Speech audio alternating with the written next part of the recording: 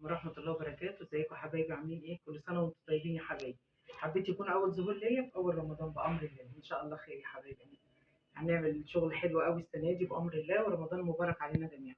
النهارده بقى يكون فطارنا ايه بأمر الله؟ هنعمل بط العابد يا حبايبي. طبعا هو غني عن التعريف، مش محتاج إن أنا أعمل له دعاية ولا أي حاجة. هنسلق البطاية ونشوف بقى نعمل شوية رقاق كده حلوين جنبيها وشوية رز وملوخية. نشوف يعني هنعمل ايه. يلا تعالوا معايا. كده هنعمل يا حبايبي نوضب الحاجة بتاعة التعصيجة بتاعة اللحمة بتاعة الرقاق. نقطع بصل ونفرمه في الكبة، ومعانا جزر، ومعانا طماطم، ومعانا فلفل. ده بقى حسب الرغبة يا حبايبي، حطوا اللي يعجبكم. في ناس بتحط برغل، في ناس بتزود بحاجات بإضافات تانية أخرى، فول صويا، اللي انتوا عايزينه يا حبايبي. هفرم الحاجات دي كلها واوريكم.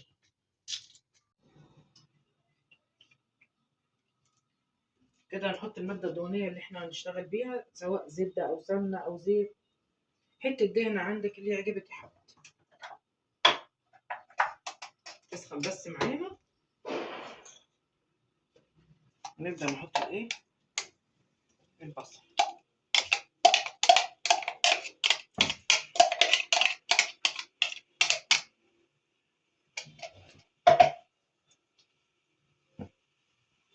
افرم بقى بقيه الحاجه واحطها ايه كلها، واحط معاها اللحم بس كده يا حبايبي.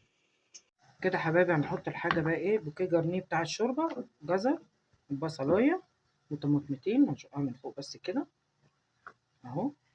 ونسيبها ايه، الميه تغلي، وبعد كده نضيف البطايه. وبعد ما نضيف البطايه نبدا نضيف بقى البهارات بتاعتها، عباره عن ايه بقى، فلفل اسمر، ومعايا دي منكهات للطعام حلوه قوي عند العطار، تعتبر يعني فلفل ابيض محسن طعام حاجه زي كده، وورق لورا، وزر ورد، وعود قرفه، ومكعبين ماجي. بس اما نحط البطايه ونبدا نلم الريم من على الوش، نبدا نحط الايه، التوابل بتاعتها والحاجه بتاعتها دي. احنا بقى نعين البطايه في ايه، تعالى كده نعملها. نعين بقى البطايه مثلا بقى لنا 4 5 ساعات، ممكن تنقعها من قبلها بليله في التلاجة. تنقعها بقى في المحلول ده ايه، عباره عن ملح وسكر وميه. وبنحط برضو ايه، التوابل العطريه اللي هي عباره عن قرفه، ورق لورا، زر ورد، روزماري، زعتر، عندك فصوص بتاعه كبابه صيني، معاكي فصوص بتاعه فلفل اسمر. بتبقى حلوه قوي قوي قوي، بتطري اللحم وتسرع التسويه، وفي نفس الوقت مبقاش في زفاره خالص. تمام. يلا الميه تغلي وهنحطها بعد السلق. حطيت الفلفل، حطيت الطماطم. تمام. هبدا احط التوابل بتاعتي، عباره عن ايه، فلفل اسمر، بهارات لحمه، نفرك واحده ايه مكعب ماجي، ودي اختياري يا حبايبي. طعام العصاج بتاعك هيديكي تيست حلوه قوي قوي قوي قوي. تمام. في بقى ناس بتحب تضيف توم فيه، انا لا، ما بحبش التوم فيه بصراحه. هي رحوه. نحط الملح بتاعنا، وخلي بالك وانت بتحطي الملح عشان ما يملحش منك قوي. ماشي. نبدا بقى نحط اللحمه، كميه بقى اللي انت عايزاها يا حبيبتي، كيلو ونص، ربع، على حسب ما ربنا ميسر لكم يا حبايبي. ربنا يوسع رزقكم جميعا ويقسم ما بين ايدينا يا رب. عصب بقى، وهنا الميه هتبدا تغلي معايا اهي. لما تغلي معايا حلو، في طريقتين للبط. ممكن تحمريها الاول، اسمها بيقولوا عليها بلغه الفلاحين يلوحوها. يعني ايه، بتنشفي الحله قوي، بتحطيها فاضيه طبعا ما فيهاش ميه، وما تنشف قوي تروحي حاطه اللحمه البطه تاخد صدمه. ممكن تحطي معلقه زبده معاها، وتحطي البهارات، وتحطي البصل، وتحطي الطماطم، وتبداي تحمريها يمين وشمال كلها من كل الجهات، وتحطي لها ميه سخنه. دي طريقه برده حلوه قوي قوي قوي. ودي الطريقه بقى العاديه بتاعتنا بقى. يعني في كذا طريقه. ممكن تعمليها في كيس حراري، ممكن تعمليها بالبرتقال، ممكن تسلقيها وتعمليها بالمرتة، ممكن تحشيها محشي، ممكن تحشيها لحمه مفرومه، على حسب بقى يا حبايبي. شوفي انت مزاجك رايح لايه واعملي، ان شاء الله هنعمل كل حاجه مع بعض. يلا هعصب بقى اللحمه، واحط البطايه تتسلق، ونرجع لكم. بصي يا قلبي، كده حطينا البطه اهي، الميه غليت، حطيناها تتسلق اهي. بص الريم بقى ده اللي انا بتكلم فيه، لو انت حطيتي بهاراتك هتيجي تلمي كده، هتلمي البهارات معاها. حرام من حاجه غاليه دلوقتي يا حبايبي. ماشي، نحافظ على النعمه يا حبايبي عشان ربنا يبارك لنا. نبدا نلم الريم بقى كله اهو. اهو. هو بيتجمع على الوش كله اهو، بتلميه. تمام. اهو. ده بقى بيروق لك شوربتك، تبقى صافيه وجميله. هنا كمان في شويه. نبدا بقى ايه بعد ما نلم الريم ده كله. بسم الله. عشان اهو هنا برضه فيه. لم كله، هي دي اللي بتبقى الزفاره بتاعه الشوربه، وهي دي اللي بتخلي الشوربه بتاعتك مش رايقه. طب بس كده هنا عشان نعرف نلمها، بس خلاص شويه صغيرين اهو اهو. ولو برضو تجمع تاني بعد ما حطينا هتبقى حاجات بسيطه، مش هتبقى بقى ايه بالكميه اللي احنا شلناها دي. تمام. نبدا بقى نسمي ده ونحط بقى ايه بوكيه جبنه بتاعنا التوابل بتاعتنا. تمام اهو اهو. بس ونغطي عليها بقى. طبعا لما هتستوي الشوربه هتظبط، هنبدا نعمل بقى الرقاق، نقطف بقى ملوخيتنا دلوقتي ونجهز السمبوسه ونجهز بقى الحاجه اللي حوالين ايه الاكل، والحاجه اللي هنحتاج فيها الشوربه نركنها في الاخر. بس ما تكونش هتاخد وقت معانا عشان ايه الوقت ما ايه ما يسرقكيش، تبقى انت ايه مالكه نفسك كده وعارفه انت بتعملي ايه. ده بالحاجات اللي هي مش هتحتاجي فيها الشرب وهي هتاخد وقت معاكي الاول، وبعد كده اشتغلي بقى ايه بالحاجات اللي محتاجه شوربه معاكي. تمام. هنسيبها بقى ايه تاخد وتدي مع بعضيها كده بشكل ودي، ونرجع لها بقى تاني نشوفها عامله ايه. يلا مع السلامه يا بطل بيبي. ايه هنبدا نحط الزيت والزبده عشان نعمل حبه رز ايه حبه وحبه. انا بحب اول ما يبقى عندي شوربه بحب اعمل زيت الرز اللي هو حبه وحبه، ده بيبقى حلو قوي ما بتسقيش شوربه كده، ونحط له حبه فلفل اسمر بتبقى جميله. تمام. زودي كده وما تستخسريش، في رمضان ما تستخسريش خالص، ربنا هيبعت الرزق والله والله ربنا كريم. بصوا رغم الغلا اللي موجود تحسوا ان السنه دي في حاجه مختلفه، ولا انتوا مش معايا ان البركه كتير السنه دي؟ الحمد لله الحمد لله، احنا احسن من غيرنا يا جماعه، نحمد ربنا ونشكر فضله. كده بس معانا نبدا نحط. بص بقى على البط، بسم الله الرحمن الرحيم.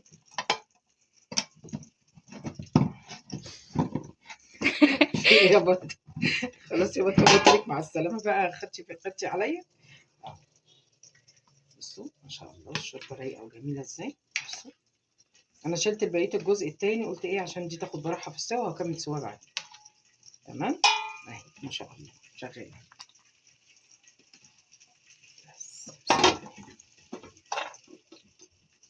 بس نبدا بقى ايه نحط الرز، نحمر حبه الرز، ناخد بقى يعني جزء صغير كده كبشه كده منه. بسم الله.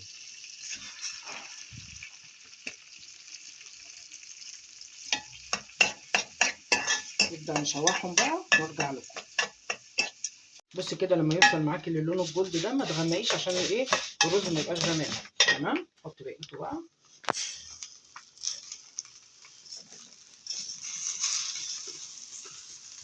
تفضلي برضو ايه تقلبي تغلفي الرزايه كلها بالسمنه.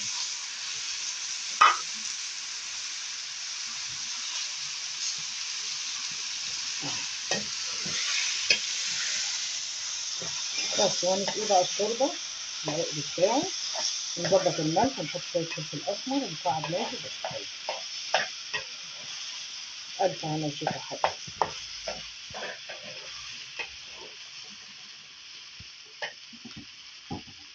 نظبطها من جوه انها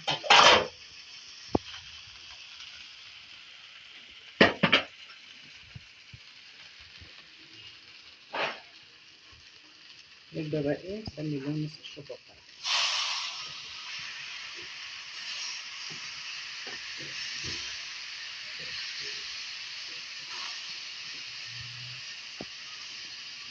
نص مثلا شوربه والباقي ميه.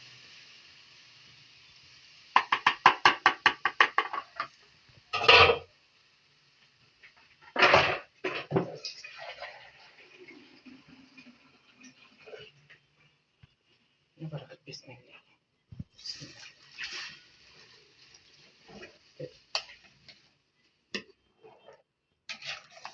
كده. بصي يا حبيبتي معايا نص كيلو رقاق هنعمله صينيه. هنعمل ايه؟ انا عايزه اعمل رقاق مش عايزه احط سمنه كتير طبعا، عشان مش هقول بقى الغلا ومش الغلا، لا عشان صحتنا يا حبايبي. بتعملي ايه؟ بتجيبي شوربه اللي هي بتاعه البطه صفيتها عشان ما يتحطش التوابل والحاجه بتاعتها تيجي وانت بتاكلي الرقاق تيجي تحت سنين. تعملي ايه؟ بتحطي الشوربه تصفيها وتحطي فيها معلقه بيكنج باودر وتحطي ايه معلقتين سمنه كبار. عايزه تحطي زيت حطي، انا بحط الزيت بصراحه. تمام. بتقلبيهم كده وتحيقي بقى الشوربه، تحطي بقى الملح والفلفل الاسمر، تظبطي ايه الحياء بتاعها اللي هو الملح بتاعها يعني. كده بنعمله كده نسقسقه كده اهو ورا وقدام. هو ما شاء الله خفيف وجميل، والصينيه دهنينها سمنه من تحت وتحطيه كده. نبدا نجيب كله. حطي بقى تحت 3 تحت 4 فوق 4 3 على حسب بقى ايه، بس زي العدد اللي تحطيه تحت هو العدد اللي تحطيه فوق. تمام اهو. اهو يا حبايبي، ولا رق بقى كل رق نحط سمنه والكلام الفاضي ده، لا حرام يا حبايب قلبي، صحتنا صحتنا وصحه ولادنا. في نفس الوقت الصيام برضو عايز حاجه خفيفه وفي نفس الوقت طعمه حلو، بس هو بالزبده بيبقى احلى بصراحه. ما فيش زبده بالسمنه حلو رضا، ربنا يحللكم ذاتكم يا رب. كده يا حبايب قلبي اهو، ومعايا الرز ورايا بيتحمر والبطايه على البوتاجاز شغاله في السرير اهو. عملنا اكلنا وشربنا، مش هناخد ساعه زمن. بالراحه سمي الله على حاجتك كده، واهدي كده وهدي اعصابك وانت بتعملي لقمتك. ربنا يكرمكم يا حبايبي. كده هنجيب العصاج اهو. حطي بقى زي ما انت عايزه بقى، في بيحبوا الكميه كبيره، في المعقول حلو.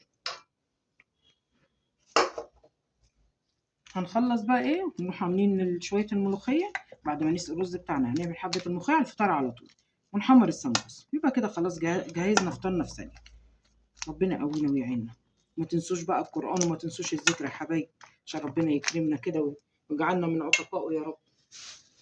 ربنا يكرمكم حبايب قلبي يا رب، ينطقكم بالصحه والعافيه. مش عايزه حد يزهق من شغل البيت، مش عايزه حد يزهق من لقمه ولاده.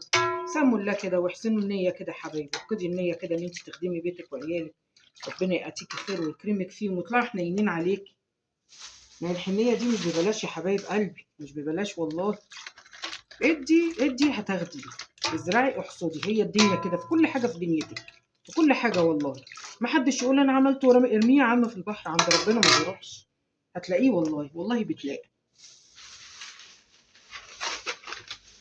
لو انت بقى في عزومه مستعجله، 2 ب2 2 ب2 كده زي ما انا بعمل يا حبايب قلبي. معلش يا منى حقك عليا، حقك عليا. منى بتسلم عليكم يا جماعه كلكم، كل سنه وانتم طيبين. ادعوا لها دعوه حلوه بالله عليك. ربنا يصلح ما بين ايدينا جميعا ويستر ولادنا كلهم يا رب. كده اهو تمام. هنعمل ايه بقى كده خلاص. هنا انت فوق بقى تاخدي كبشه شوربه كده، وممكن تحطي بقى قطعه سمنه على الوش اهو. سيب حبه شوربه كده وتولعي الفرن سخن على 180 وتحطيه. ممكن نسيبها شويه لحد ما تهدى، بتبقى عامله زي الفطيره كده. تمام اهي. هنقطعها وندخلها بقى يا حبايبي، نقطعها مع بعض. خلي بس الرز ثواني، عيشوا مع صينيه الرقص. بيبقى حلو قوي قوي قوي الرز حبه وحبه ده مع شوربه الطيور يا حبايبي اهو. ما ينفعش ان انت تدخليها وبعد كده تطلعيها تقطعيها، ما ينفعش. نقطعها مربعات اهو.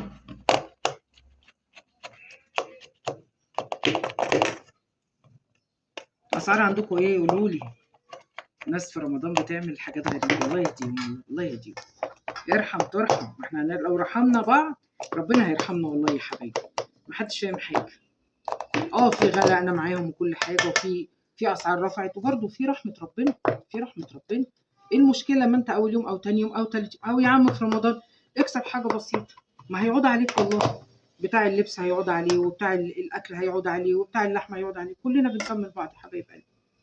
بس كده تمام. هجيب قطعه زبده احطها على الوش.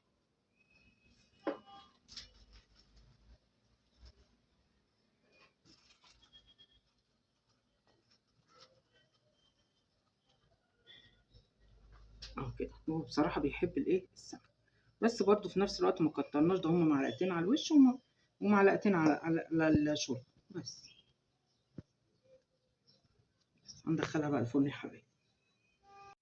كده حبايبي ايه، حطينا بقى البطايه. بصي لما تيجي تعملي اكل نظمي الاول نفسك ان انت تحطي الحاجه اللي هتاخد وقت معاكي على البوتاجاز، على ما تبدا تستوي وتبدا تتسلق معانا نكون احنا ايه انجزنا بقيه الحاجات اللي حوالينا. هنعمل ايه تاني بامر الله؟ هنعمل شويه ملوخيه وهنعمل حبه رز. هنقطف الملوخيه ونغسلها ونخرطها يا حبايبي.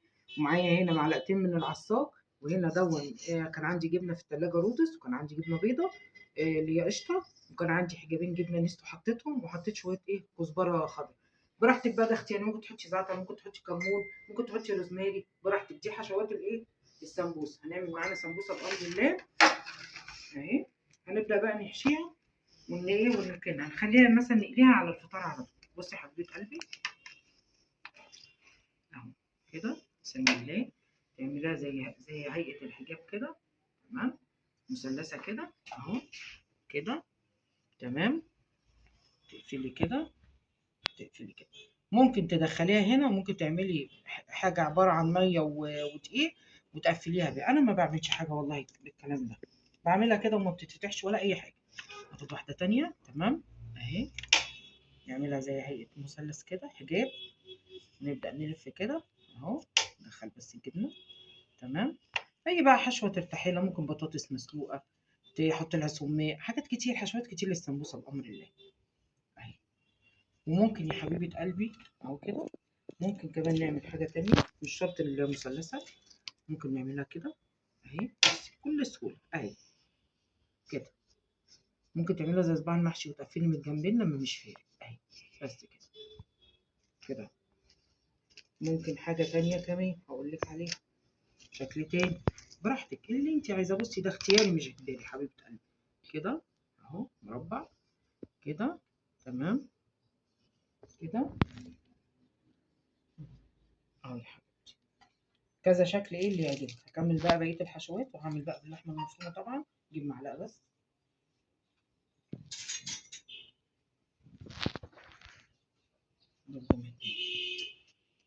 سهلة على فكرة عمايلها، أنا بعملها إن شاء الله نعملها مع بعض بأمر الله. أنا كنت جايبة دي النهاردة وكنا نعمل اللي هي البيف باستيري دي، العجينة دي أهي. نعملها كده كده. في بيحبوا باللحمة المفرومة، في بيحبوا بالجبن، في بيحبوا بالبطاطس، على حسب زي ما أنت عايزة. ده موجود وده موجود. ممكن بالخضار برضو حلوة قوي، تضيفي بسلة، تضيفي جزر، بطاطس، وتسلقيهم وتروحي حطهم برضو على العصاق، بإنها تزويد ومنها ايه تديكي برضو ايه قيمة عالية للولاد. تمام كده حبايبي، حطينا الزيت اهون، وكده البطة شغالة سليق، وفي الفرن صينية رقاق، والرز خلص، وخرطنا الملوخية وقشرنا التوم ودقيناه. ونبدأ بقى نقلي ايه السمبوسة بتاعتنا.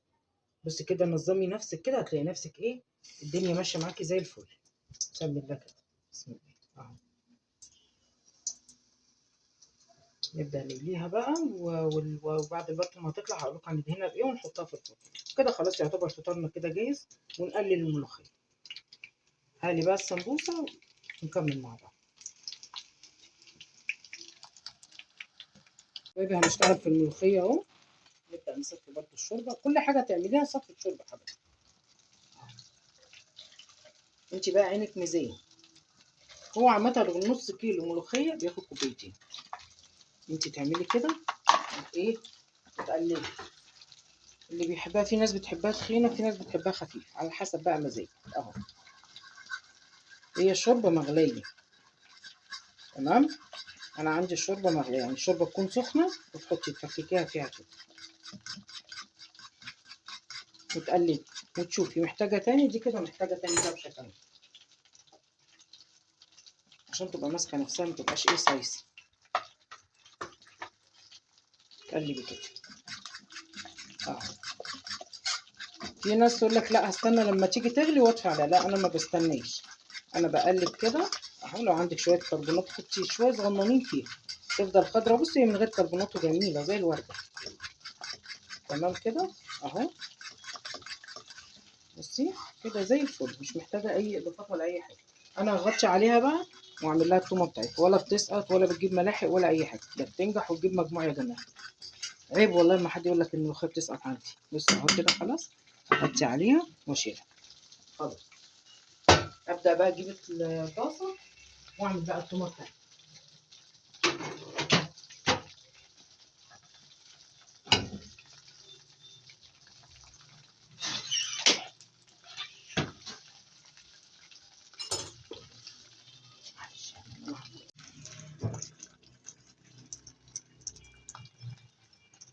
كده يا جماعه نقلل الملوخيه، نحط التوم اهو، شويه توم حلوين، شويه كزبره. ما تدوقوش بقى يا جماعه الاصوات اللي حوالينا دي معلش. حلو التوم جميل اليومين دول، هاتوه افرموه يا جماعه. انا جايباه مفروم بصراحه، فرمته في قلب السوق حلو قوي قوي. كيلو ب 18. هاتي الكميه المناسبه ليكي وحطي عليه شويه ملح وكيسيه وفرزيه. حلو جميل. بصي في ثانيه طلعته، في ثانيه بيسهل عليك. ريحه بقى ما اقولكوش. هنا معانا السمبوسه اهي.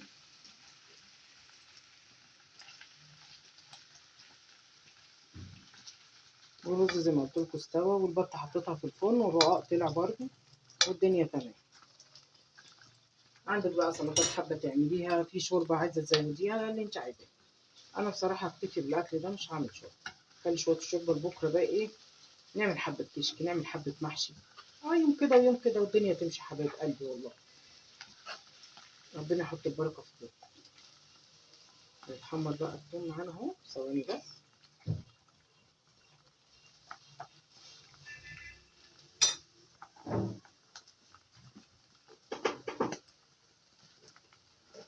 بسم الله.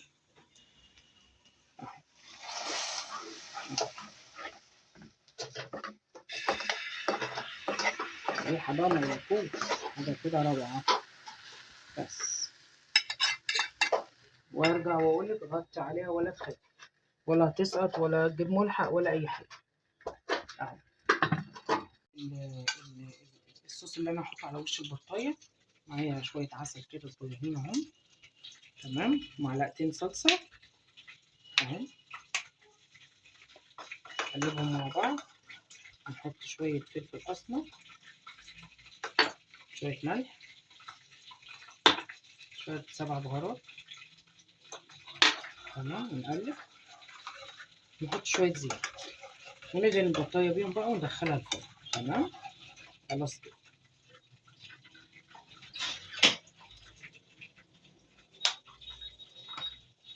شويه زيت،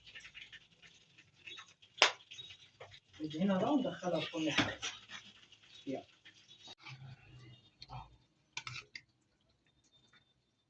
وندخلها الفرن. لسه مطلعين صينيه بقى هوريها لكم، تحفه.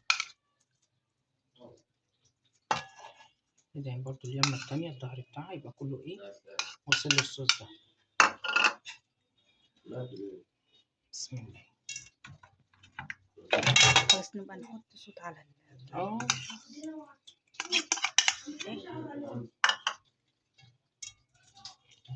وعندي في التليفون على فكرة برنامج المونتاج عادي لوحده منه في التليفون، فاهمة؟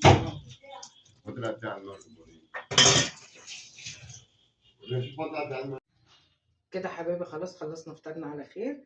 عملنا شويه شوربه حلوين، عملنا شويه ملوخيه خضراء، عملنا السمبوسه الجميله. بصوا بسم الله ما شاء الله، حاجه كده ورد. والبطايه بقى ما حدش سالني نص البطايه راح فين عشان جوزي يعني عازم واحد صاحبه، فخد نص البطايه ونزل له كده. وهنا الرقاق اهو، بصوا ما شاء الله. بس اللي انا بتكلم فيه من فوق مقرمش، وجواه من جواه ايه، طبقات ايه زي الفطير. بصوا بسم الله ما شاء الله اهو. وكده نكون خلصنا حلقتنا النهارده بامر الله على خير، وكل سنه وانتم طيبين يا حبايبي، مع الف سلامه.